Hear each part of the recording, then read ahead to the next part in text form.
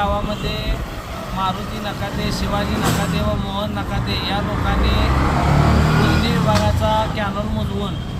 त्याच्यावरून रस्ता तयार करून त्यांच्या जमिनीमध्ये प्लॉट पाडून सदरची प्लॉट विक्री सुरू केली आहे व सदरचा कॅनल मुजवल्यामुळे त्या कॅनलच्या जे संबंधित खाली शेतकरी आहेत ज्यांना पाणी मिळत होतं ते पाणी मिळण्याचं आज रोजी बंद झालेलं आहे।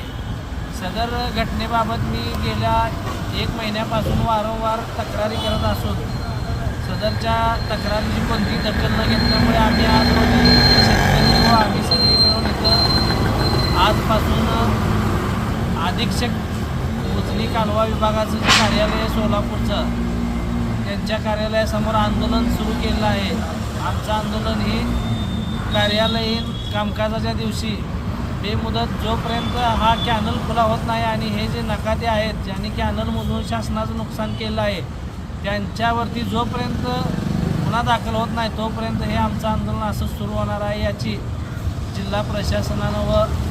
जलसंपदा विभागाने दखल घ्यावी व त्याची दक्षता घ्यावी।